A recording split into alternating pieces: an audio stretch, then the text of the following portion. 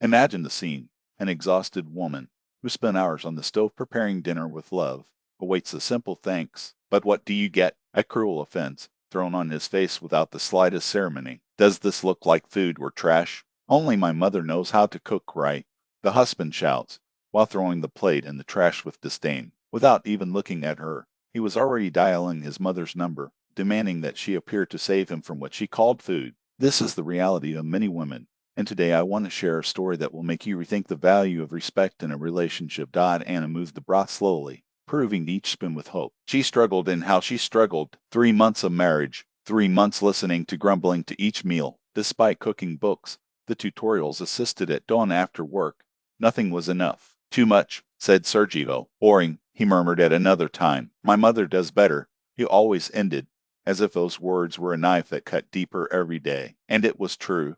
His mother, and cooked like no one else. But did this justify humiliating the wife with each fork he met at a company from the company where Anna worked as an accountant? Sergio, tall, charming, with a captivating smile, looked like the perfect man. Flowers, romantic dinners, conversation nights under the stars. The wedding came fast in 6 months. Only after yes did she discover her true expectation, a wife who cooked at least as well as her mother. Enter a retired teacher, had raised her son based on impeccable home dishes, turning simple ingredients into banquets. Anna, however, grew up in a house where her mother arrived late at work and her father prepared simple meals without frills. How to compete with an unreachable pattern? Dear, taste the broth, Anna called, serving the plate carefully. This time she had strictly followed the recipe that Sergio himself had given her, the mother's recipe. He approached the table reluctantly, tasted and wrinkled his nose. Sour, he grunted, and lacked color. My mother's is always more vibrant. I put the exact amount of beet that was in the recipe,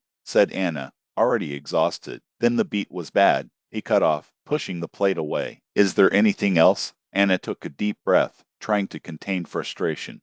In addition to the broth, she had prepared a herbal chicken fillet, her specialty, which last time had even pleased in a salad he had devoured without complaining. Yes, there is chicken in salad, he said, placing the plate on the table. Sergio cut a piece, chewed and grimaced as if he had bitten a lemon. What is this? He asked with disgust. Chicken fillet with spices and vegetables, explained Anna. Suddenly he exploded. This is garbage.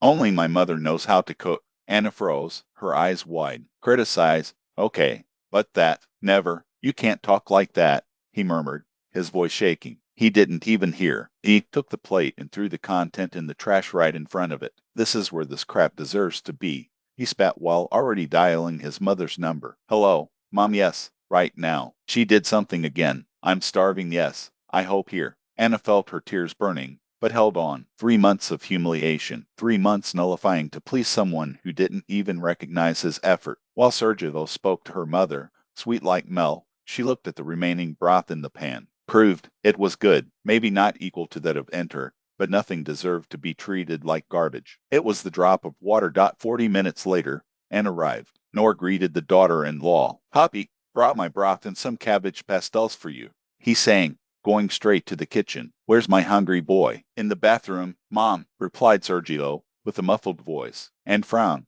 looking at Anna, who was aided to the table, too calm. What happened to him? Why are you talking like that? Anna just pointed to the bathroom. Better to see with your own eyes. When Enter opened the door, he led his hands to his chest. Sergio was sitting on the edge of the bathtub, a damp cloth on his face. As he took it, he revealed his swollen lip and a purple eye forming. My God, my son, what happened? He shouted, running to hug him. It was Anna he bullied, and he turned furiously. Did you hit my son? How do you dare raise your hand to a man? Call the police, said Anna. Serena, I have everything recorded. He throwing my food away, calling me incompetent, humiliating me. I think the delegate will want to know about years of psychological abuse. Sergio held his face incredulously. Did you set this up? No, said Anna, swinging her head. I only recovered my dignity. Ah, Enter. Your broth is delicious. Yes, but you forgot to teach your child something, respect for the work of others. The mother-in-law opened her mouth, speechless. He looked at his son to her daughter-in-law,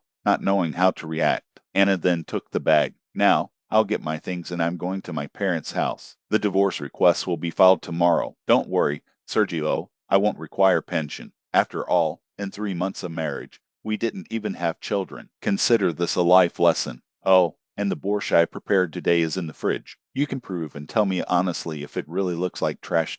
With these words, Anna left the bathroom and went to the bedroom, methodical, doubled each piece of clothing and kept at the mallow, collected documents and personal effects. Neither Sergio nor Elena Vadimovna tried to stop her. When Anna was already at the door, with her suitcase in hand, the mother-in-law was unexpectedly from the kitchen. I tasted your borscht, Elena said, in an almost inaudible tone. It is good, maybe not like mine, but it's tasty. Anna nodded dryly. Thanks. I regret that Sergio did not understand this. He has always been difficult, the mother-in-law confessed, surprising her. I think I mimicked him too much. Maybe, Anna agreed, without a grudge, but that's no longer my problem. Without another word, she closed the door behind her, and for the first time in months, he felt his weight faded his shoulders, as if he had dropped a load that he didn't even know he carried. Her parents received her without questions. The father only hugged her hard and whispered, Colin, finally you came back.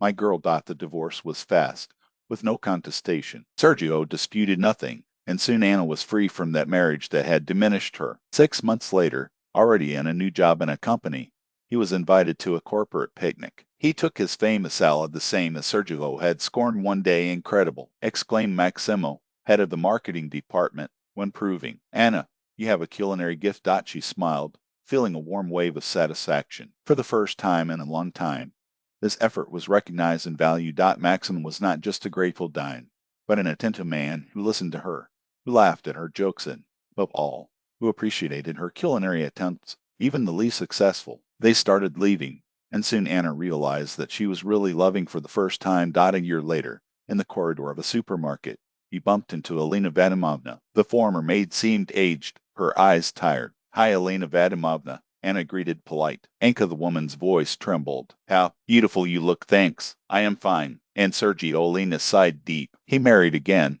with a girl from the coaching cooking course. She thought she would cook as a chef, but he hesitated. Yesterday he called me crying. He said no one cooks like you. Neither do I.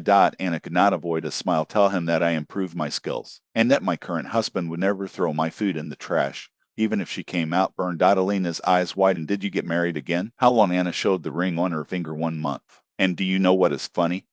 Maximo says he never ate a better borscht than the one Sergio called trash. Something like regret shone in the look of the former maid. I'm glad you, Anka, in truth, and forgive us, me and Sergio. We were wrong. I forgave a long time ago, said Anna, serena. Life has taken place to put each one in their place. They said goodbye, and Anna went to the cashier, where Maximum was waiting for her with a cart full of ingredients for dinner that night. He planned to prepare him together. Who was it? He asked, curious. Just an acquaintance of a life that has passed, Anna said, leaning against him. Remind me, is it lasagna or risotto today? Why not both? He proposed. Maximum, flashing. I do the lasagna, you risotto. Let's make a competition. She laughed and kissed her cheek top, but without favor. Huh? Never, he said, hugging her. With you, everything is fair and delicious. Upon leaving the supermarket, Anna reflected on how sometimes you need to go through the fire to find the light. He did not keep grudge of that past. On the contrary, I was grateful.